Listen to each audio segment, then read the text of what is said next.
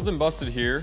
My 68 C10 has gone through a few changes in the time that I've owned it, but I think right now is the biggest, it's the most amount of changes that it's going through. This would be part one of this build that we're doing for it, but I just want to get out of the way. This isn't part one for this truck being built, because this truck has had a few different engines in here. It's been built a different way a few times. It's had different wheels and tires. It's had different this and this. This truck has been in the process of being built for 5-6 years now. So it's just part one of this build right here. And since this is part one, I want to give a rundown of what to expect. But I mean, at the end of the day, old car builds are never 100% done. They're never finished. Like, you're always going to be doing something to them. You're always going to be changing something. These cars are never done in my perspective, or the master mechanic's perspective. They're never finished. So I'm not going to say we're going to build to finish it. I'm saying we're building to the vision that we have for it. We're going to get it to the point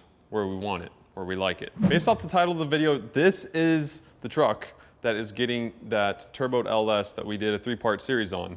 But this is where it gets really funky, because I think at this point you could say what we say isn't always true, because it always seems to evolve and change. So the engine that was in the truck that we pulled out in the last video we did on this, we told you that we sold it to a customer and we wanted to make sure it was all good and it checked out, because something didn't seem right, and what wound up happening is it bent a rod, right? I bent one of the rods. And then in that video we said, oh, the customer's fine with getting it fixed and paying to get it fixed. But now that's completely void. That engine is staying with us. So the engine that came out of here is going to be rebuilt for the truck. Now, the 3-part series we did on the Turbo LS, completely void. That is no longer a turboed engine. That LS is going to be just naturally aspirated the way it is in a different car. You'll see which car it's going into very soon. So stay tuned for that. Hit the subscribe button. You don't want to miss out. So I think the biggest thing of all that we've been focusing on off camera is the bodywork. As you can see, this is what the firewall looked like before. Now this is what it looked like after I did some more sanding, and I still need to do more sanding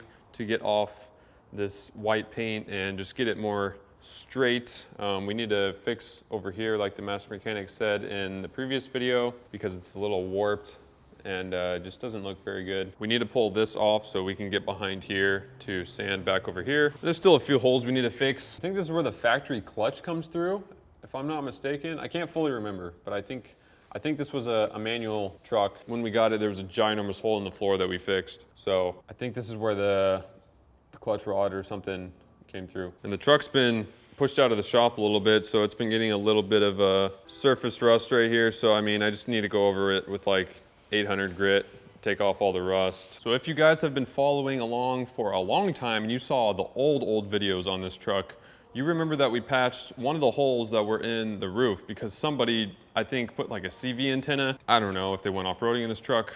Who knows, dude? This thing's over 50 years old. The master mechanic patched a hole in the roof. We're gonna weld in this hole here. We got our air hose, because we don't want to get it that hot, so we're gonna do a tack. We do a light blow on it.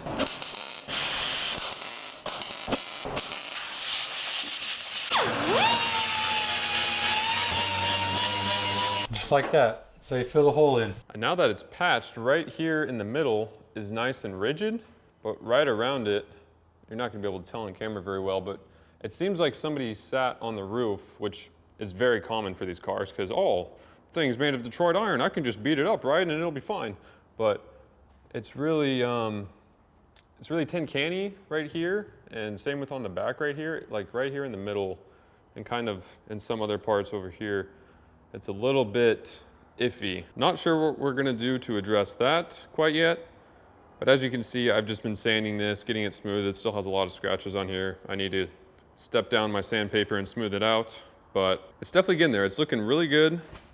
And as you can see right here, I've been sanding on this bedside as well. Nice. Getting it straight, and man, this is definitely an original truck. It is beat, has a lot of dents all over the place, especially in the bedsides. After I smooth all of this out, we're going to work on getting all the dents out and, you know, kind of just do like the rough metal work. I want to get it painted because a lot of people are like, oh, I'll leave it patina, but then you have the front end that was completely white, and no, I don't want to be the guy to make a fake patina either. I think it'd be way better to paint the thing one color, make it all nice, you know, not like a super cherry, pristine paint job. This isn't gonna be a show truck. This is a driving truck, so you know, a driver paint job, nothing crazy. Just get some paint on it, all one color, make it look good. Another thing to mention about the bodywork is the passenger fender. Back when I drove this to high school, I think my high school had one of the stupidest parking designs you could have ever seen. Basically, there was, what are those things called?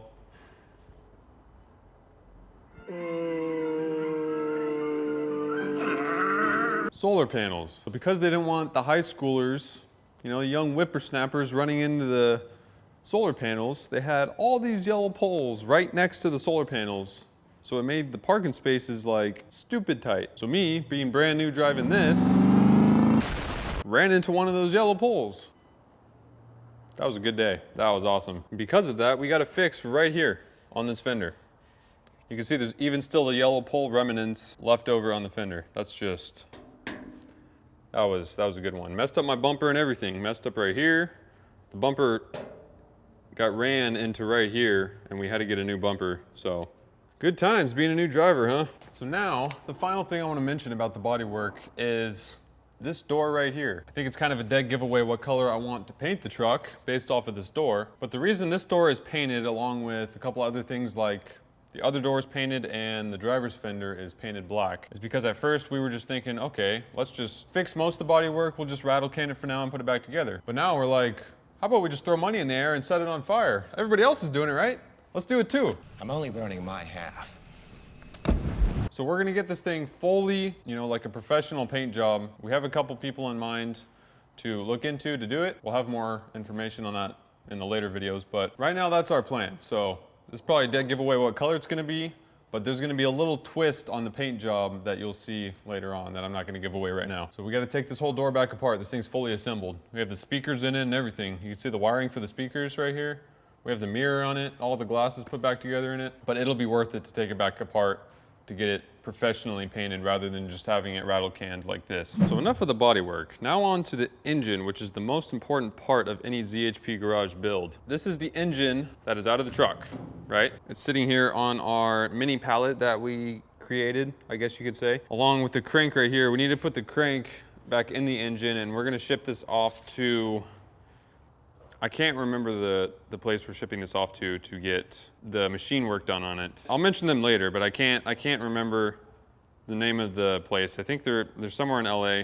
So we're gonna be sending this block to them. They're gonna be doing the bore, the hone, and they're going to make sure this crankshaft isn't damaged because the rod got bent, because they say sometimes the way it puts the load on the crankshaft, it can crack it. So they're gonna check the crank, make sure that it's good, and that it can be ran. And if it can, then it's gonna be used in the engine. So now you think, is that turbo that was gonna be used on the other engine used on this? Yes. So this is going to be properly built to be a turboed engine because the other one wasn't really properly built in a way. I mean, it could have handled about like 5 pounds of boost, but we didn't gap the rings. It would have been a little iffy. Plus it was an aluminum block. This is a cast iron block, so it can handle more pressure. It can handle the boost pressure easier. This would be better intended for that turbo. So obviously this is a street truck. You know, I got 265, 60 18s on the back of this. So obviously I don't need a stupid amount of power. I think all we're gonna really run is about 10 pounds of boost, just enough to get past all the Mustangs and Challengers on the road, which honestly I could have done it with the engine naturally aspirated in here before. Ask any racer, any real racer. The heads for that engine we sent to Craig over at Race Engine Systems. We've mentioned him multiple times. He's done multiple things for us and he does really good work, so we sent him the heads. He mainly focuses on building heads and doing, you know, top end packages, not so much full engine builds or boring a block. He doesn't really focus on that too much. So that's why we're using somebody else for the boring and the honing and all the other machining work on the block because Craig doesn't really do it. So in the meantime, while this thing is getting shipped off and machined, we are going to be continuing on with the body work. I haven't touched this bedside yet. And the new to me, but you know, OEM tailgate is at home. And this one's gonna be a set piece in a way. It's gonna be a memory of what this truck used to look like. This tailgate is going to be a memory of the paint and how, you know, it looked when I got it. So as you see, for the most part, it's tore down. I mean, there's obviously the bed is fully together. There's no engine and tranny in it. The drive line is literally just sitting right here. Most of the interior is apart. So right now, this is the perfect time to just continue on and, in a sense, just finish the bodywork. Obviously, one of the things we need to finish is the rockers. As you can see, this rocker is completely cut out. The master mechanic cut it out like 2 years ago. Because if you guys know C10s, these things are notorious for leaking up here in the drip rails. They leak through right here, and then they just run down the windshield right here. Boom, down the windshield, and then it either sits right here, or it'll just drip in through right here, which is what it was doing on this truck. It ran and dripped in through right here, and same on the passenger side. And then there'd be a whole bunch of water just boom, right onto this ugly carpet that was in here before. So I think that's what happened to rot out so much of the floor, because normally you'd get like a little pinhole of rust, and then the water would just run out. You know, it wouldn't rust up anymore. So we've had big rust repair going on, so we're gonna have to finish this before we send it off to paint. I think about the only thing we don't plan to touch or make newer is the frame. We don't plan to take this apart and get the frame powder coated right now. It's just gonna be, it's gonna be too much. You know, obviously clean it up a little bit, which we started to already do, but we're going to just leave it the way it is for now. I think it'll be just fine the way it is. It's in really good shape, so we're just gonna leave it the way it is right now. But I think for the most part, everything is kind of getting worked around. So stay tuned for the next video. Hit the subscribe button, hit the like button if you're excited to see another C10 build here on the channel, and I'll see you guys next time.